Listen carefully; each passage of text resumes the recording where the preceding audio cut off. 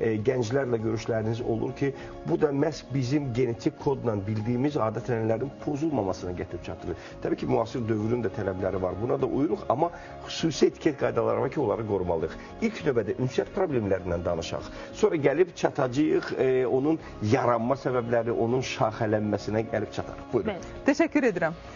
Ünsiyyət mədəniyyəti insanın varlığını, onu ifadə edən kimliyini, oxuduğunu, bəzən nə yediyini, hansı ailədən, hansı ölkəni təmsil elədiyini bir cümlə ilə göstərə bilir. Ona görə bir sözün hökmünü zaten bizdən öncə alimlər də, fəlsəfədə, dinimizdə dəfələrlə vurğulayıb. Danışmaq hər kəs danışa bilir, amma ünsiyyəti hər kəs qura bilmir. Etika Akademiyası olaraq biz iş dünyasından ailə dünyasının arasındakı biraz ünsiyyət fərqindən danışmaq istəyirik. Məsələn, yaşca böyüyü evdə həmişə balaca soruşar. Salam, necəsən dədə, necəsən nənə? Yəni, hal-əhval tutmaq kiçikdən böyüyə doğru gedir. Amma iş dünyasında ünsiyyət mədəniyyətində rəhbərə vəzifəcə böyüyə necəsiz müəllim deyə bilmərsiniz.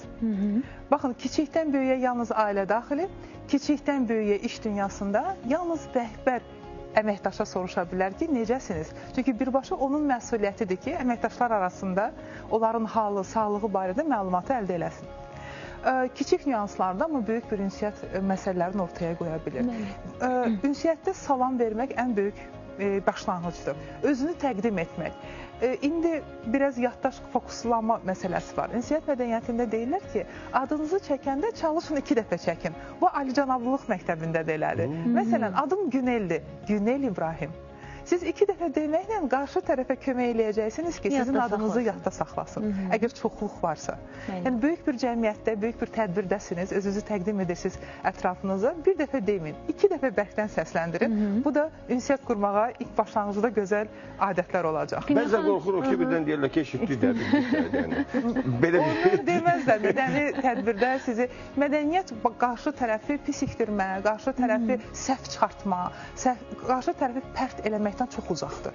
Əksinə, qarşı tərəf bir kobudluq elədisə də, onu görməməzlikdən, bilməməzlikdən gəlindir ki, cəmiyyətin həmin tədbirdə heç kəsin əhvalı pozulmasın. Pozulmasın və elə baxın, bunu soruşmaq istəyirdim ki, elə bir məqama toxundunuz.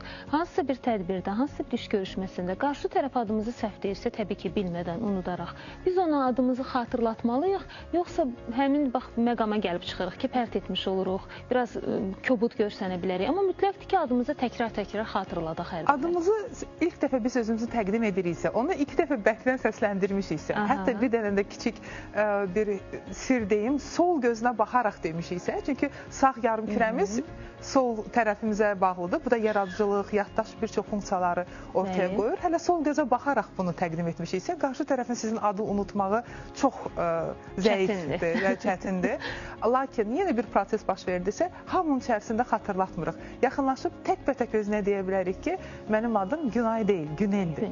Ki, deyə bilərik, amma hamının içərisində onu pərt eləmək, o yolu seçməsək daha düzgün olar. Ünsiyyət problemlərindən danışırıq və ailə daxili bizim adət-ənənələrimiz var, mental dəyərlərimiz var. Və biz bilirik ki, süfrə arxasında da əyləşərkən bu ünsiyyət problemləri, ünsiyyət mədəniyyətini qoruyub saxlamalıyıq. Son günlərdə, son dönəmlərdə bilmirəm bu nə dərəcədə qorunub saxlanılır, amma biz mütəmadi bunu dilə gətirməliyik ki, unudulmasın. Və süfrə mədəniyyətindən başlayaraq ünsiyyət problemləri başlayır, ünsiyyət mədəniyyəti başlayır, formalaşır və müasir dövrün tələblərinə uyğun olaraq artıq mobil telefon bir balaca bu ənənələri sındırmış olur və ona görə də rəqəmsal etiket qaydalarından istəyərdim biraz da danışaq. Bəli, süfrə arxasında təbii ki, mobil telefon olmaz. Əgər çox önəmli, çox vacib bir xəstəniz və yaxud da vacib bir zəng, həyati vacib zəng gözləmiriksə. Süfrə arxası mədəniyyət ünsiyyətdən danışsaq, yemək zamanı pis hadisələrdən danışmırıq, problemlərdən danışmırıq. Çözülməsi gerəkən məsələləri çay süfrəsinə saxlaya bilərik ən azı. Çünki yemək böyük bir mədəniyyətdir və energetik olaraq da sülh, mehribançılıq tələb edir ki, yemək də doğru həzm edilsin. Yemək, bütün işgüzar, bütün evdəki problemlər, məsələlər çay süfrəsində həyat yoldaşları, uşaqlar arasında çözülə bilər. Müzakirə olmalıdır. Sonunda şirniyyatla məsələni bağlayırıq təbii ki. Qaldı rəqəmsal etiketə. Rəqəmsal dünyada yenə burada iş dünyasından ailəni ayırırıq. Məsələn, səs yazması, WhatsApp hamımızın həyatındadır. WhatsApp üzərindən iş dünyasında rəhbər olan şəxslə danışırıqsa, səs göndərməzlər. Aşağıdan yuxarıya səs yazısı getməz. səs yazısı yalnız dostlara və ailələrə gedər və yaxud da bərabər əməkdaşlar. Çox səmimi ünsiyyətdir. Niyə? Çünki səs insanı yorur. Hətta 10-11 saniyədən sonra beyində yorğunluq funksiyaları işləməyə başlayır. Rəqəmsal etiket kodeksinə görə 11 saniyədən artıq səs dinlənilmir. Doğrudur. 11 və 13 saniyə arasında ölkədə və bu çox maraqlıdır ki, Amerikada qəbul edilmişdi bu etika kitabı və bütün institutlar tərəfindən təsdiq edilmişdi. Bilirsiniz ki, etika insan sağlamlığını və təbiəti qoruyan bir elmdir və məlum olub ki, məhz 11-13 saniyədən sonra bizdə yorğunluq, yəni kortizol, əsəb funksiyaları, hormonları başlayır işə düşməyə. Siz təsəvvür edin ki, niyə rəhbər olmaz? Axı rəhbər bir nəfərdir, bir 30 əməkdaş varsa, 30-dan 15-i elə səs göndərsə, lap 11 saniyə, bu nə qədər yorucudur. Bu nöqteyi nəzərdən yazılar, oxumaq limitsizdir. Və oxumaqdan insan çox yorula bilmir, çox gec yorula bilər. Buna görə də rəhbərliyə yazılar göndəririk. Ümumiyyətlə, sənədləşmə prosesindədir. Bütün qanunvericilikdə e-mail sənədləşməsi daha düzgün və hüquqi qüvvəsi var.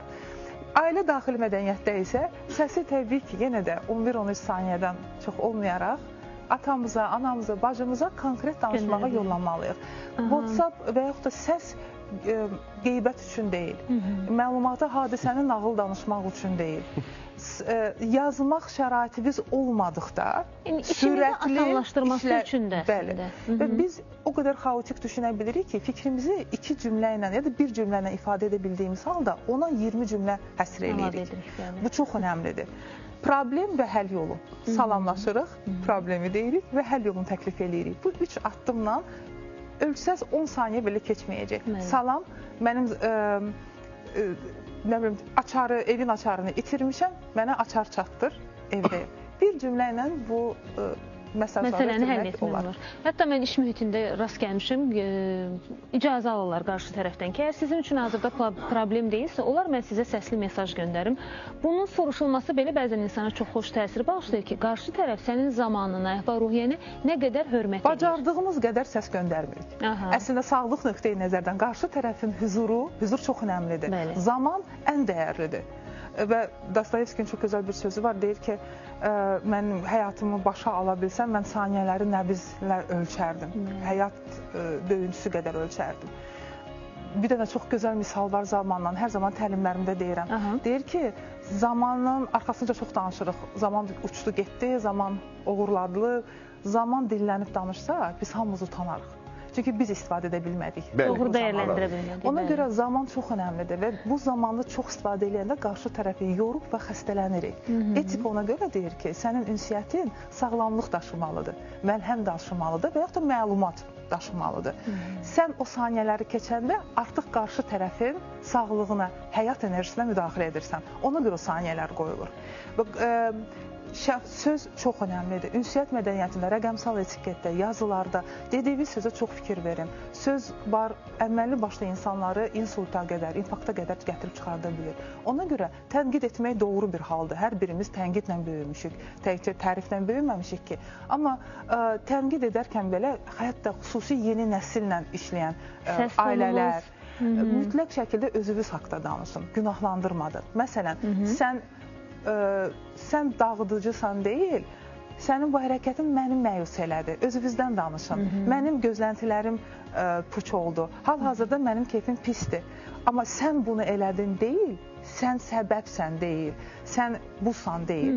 Mən hal-hazırda nə hiss edirəm. Və bu ünsiyyət mədəniyyəti çox yüksək bir diplomatik ünsiyyət növü adlandırılır və yeni nəsildə gənclərimiz, uşaqlarımız çox həssasdırlar. Çox təsirlənirlər, bəli. Bizim yeni nəsil gənclərimiz təbiəti də çox mərhəmətlidirlər, bizdən daha mərhəmətlidirlər. Çox incə ruhludular və mədənidirlər əslində. Ona görə söz danışanda qarşı tərəfi günahlandırmadan öz hisslərimizdən danışaraq peşmançılıq hissini də yarada bilirik. Günel xanım, deməli, söhbətimizin sonuna doğru gəlib çatırıq. Bayaqdan çox maraqla dinləyirəm həm sizi, həm Aytacın verdiyi sualları. Öyle bir qərara gəlmək istəyirəm ki, artıq yeni bir dönəmdir, yeni bir yanaşma tərzi var, yeni düşüncə tərzinə malik övladlarımız var, məktəbə gedirlər. Mənə gəlir ki, bu dərsliklərdə onsuz da artıq bir neçə müddətdir ki, bu dəyişikliklərlə bağlı məsələlər gündəmdədir, kitablarda dəyişiklik olmalıdır. Mənə elə gəlir ki, bax, burada artıq müasir dövrün tələblərinə uyğun olan olaraq o genetik kodlarımızı, adət-ənənlərimizi unutmamaq naminə etiket qaydaları ilə də bağlı məktəblərdə və dərsliklərdə mütəmadi olaraq ya 5 dəqiqəlikmi, ya 10 dəqiqəlikmi və yaxud hər hansı bir fasilə zamanda mı mütləq olmalıdır. Çünki baxın, rəqəmsal etiket qaydalarından yalnız və yalnız bu artıq qaçınılmazdır. Düşüncə tərzində biraz problem yaranmasın deyə mütləq lazımdır. Bir çox müəllimlər, bir çox məktəblərdə buna özlərindən, ibtidai siniflərdə özlərindən bunu təqdim etmiş olurlar və bu da gözəldir. Və bu artıq o böyüyən nəsildə artıq etiket qaydalarında nələrə diqqət etməli olduqlarının fərqinə varmış olurlar. Amma mən elə gəlir ki, bu bütün sahələrdə olsa gözəl ola bilər. Razılaşırsınız? Mən təşəkkür edirəm. Rəqəmsal dünya bizim ikinci planetimizdir və orada da davranış qaydaları bizi cəzalandırmadan özümüzü doğru aparmağı və orada da xoşbəxt olmağı öyrənməliyik. Bu dünyada zaten biraz özümüzü yaxşı göstərə bilmədik. Etika Akademiyası rəhbəri Günel xanım İbrahim bizimlə bərabər oldu. Bugünkü özəl tarixdə, çünki 25 noyabr tarixində Kəlbəcər şəhər günü qeyd olunur və fürsətdən istifadə edərək elə bu mövzunu da dəyərli